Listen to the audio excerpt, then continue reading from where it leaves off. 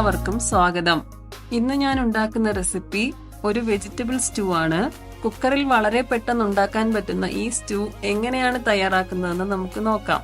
ഇതിന് ആവശ്യമായ ചേരുവകൾ 2 cup potato, 1/2 cup carrot, 1/2 cup green peas. ഇത് ഫ്രോസൺ ഗ്രീൻ പീസ് ആണ് ഞാൻ എടുത്തിരിക്കുന്നത്. 6 ബീൻസ്, ഇത് ഫ്രഞ്ച് ബീൻസ് ആണ് ഞാൻ എടുത്തിരിക്കുന്നത്. ഒരു ചെറിയ സവാള, 2 കപ്പ് ചിരകിയ തേങ്ങ, ഒരു ചെറിയ കഷ്ണം ഇഞ്ചി ചതച്ചതും, ഒരു 4-5 പച്ചമുളകും. എരിവിനനുസരിച്ച് പച്ചമുളകിന്റെ എണ്ണം കൂട്ടുകയോ കുറയ്ക്കുകയോ ഒക്കെ ചെയ്യാം. പിന്നെ വേണ്ടുന്നത് സ്പൈസസ് ആണ്.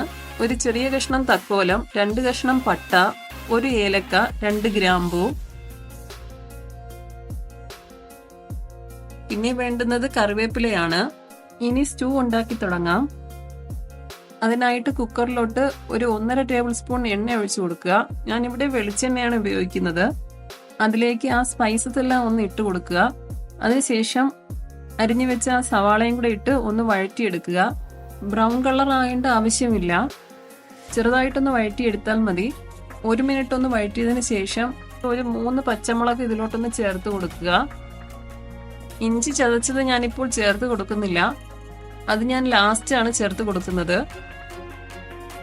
ഇതെല്ലാം ഒന്നും കൂടെ ഒന്ന് വഴറ്റിയതിന് ശേഷം നമുക്കിനി പച്ചക്കറികൾ ഓരോന്നായിട്ട് ആഡ് ചെയ്ത് കൊടുക്കാം.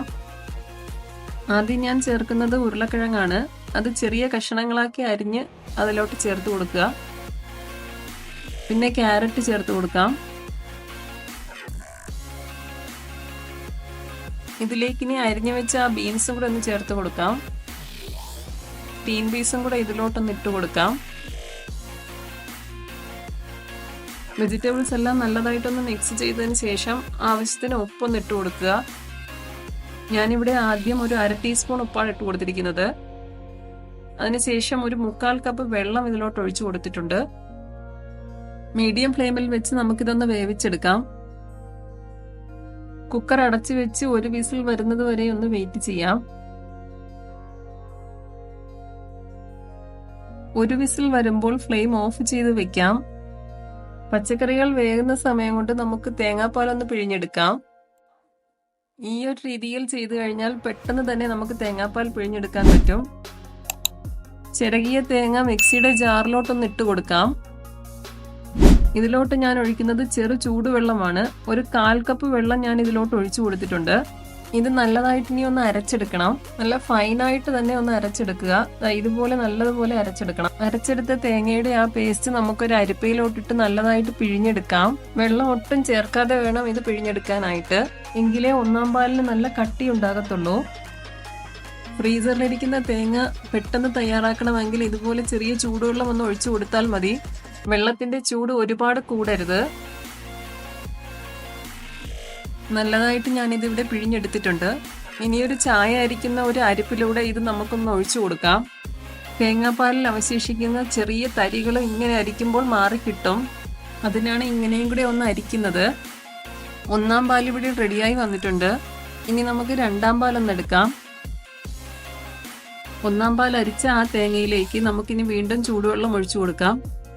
ഞാനിവിടെ ഒരു 2 കപ്പ് വെള്ളം ആണ് ഒഴിച്ചു കൊടുത്തിരിക്കുന്നത്. കുറേശ്ശെയായിട്ട് ഒഴിച്ച് നല്ലതായിട്ട് പിഴിഞ്ഞെടുക്കാം.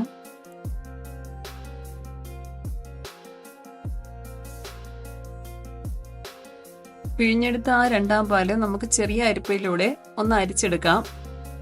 തേങ്ങയിലുള്ള ആ ചെറിയ തരികളും ഇപ്പം മാറി കിട്ടിയിട്ടുണ്ട്.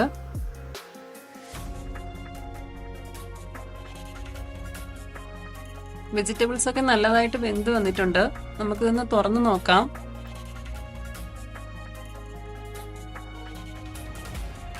വെജിറ്റബിൾസിൽ ഇട്ടിരുന്ന ആ സ്പൈസസ് ഒക്കെ ഞാനൊന്ന് എടുത്ത് മാറ്റിയിട്ടുണ്ട്.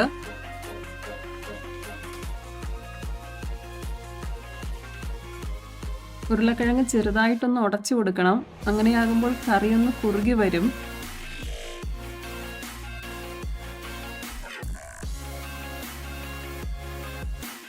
ഇനി ഫ്ലെയിം ഒന്ന് ഓൺ ചെയ്ത് നമുക്ക് കറി ഒന്ന് തിളപ്പിച്ചെടുക്കാം. ഇതിലേക്ക് ഇനി 2-ാം പാലൊന്ന് ചേർത്ത് കൊടുക്കാം. ഇനി ഇതിലേക്ക് കുറച്ച് കറിവേപ്പിലയും ചതച്ച് വെച്ച ഇഞ്ചിയും പച്ചമുളകും കൂടെ ഒന്ന് ചേർത്ത് കൊടുക്കാം. ഞാനിതിലേക്ക് ഒരു 1/2 ടീസ്പൂൺ ഉപ്പും കൂടെ ചേർത്ത് കൊടുത്തിട്ടുണ്ട്. ഞാനിവിടെ എടുത്ത പച്ചമുളക് അധികം എരിവില്ലാത്തതാണ്, അതുകൊണ്ട് ഞാനൊരു 3 പച്ചമുളകും കൂടെ ഇതിലോട്ട് ചേർത്തിട്ടുണ്ട്.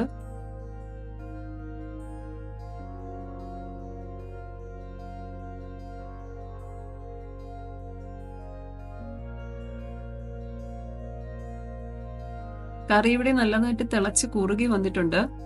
ഇനി ഇതിലോട്ട് 1-ാം പാൽ ഒന്ന് ഒഴിച്ചു കൊടുക്കണം. 1-ാം പാൽ ഒഴിച്ചു കഴിഞ്ഞാൽ ഇനി അത് തിളപ്പിക്കരുത്, ചെറുതായിട്ടൊന്ന് ചൂടാക്കിയാൽ മാത്രം മതി.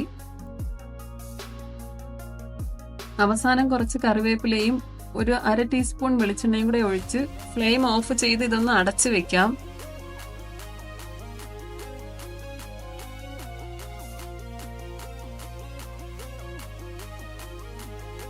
ഒരു 15 മിനിറ്റിന് ശേഷം നമുക്കിത് ബൗളിലോട്ട് സെർവ് ചെയ്യാവുന്നതാണ്.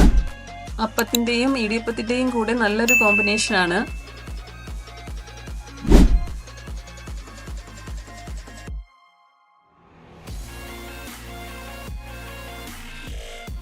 ഇത് ഒരു തവണ ടേസ്റ്റ് ചെയ്തവർ ഉറപ്പായിട്ട് നിങ്ങളടുത്ത് റെസിപ്പി ചോദിക്കും.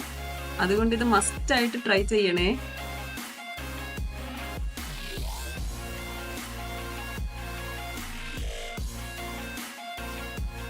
നിങ്ങളുടെ അഭിപ്രായങ്ങളും നിർദ്ദേശങ്ങളും കമന്റ് ബോക്സിലൊന്ന് അറിയിക്കുക. വീഡിയോ ഇഷ്ടമായാൽ ഷെയർ ചെയ്യാനും ലൈക്ക് ചെയ്യാനും സബ്സ്ക്രൈബ് ചെയ്യാനും മറക്കരുതേ. താങ്ക്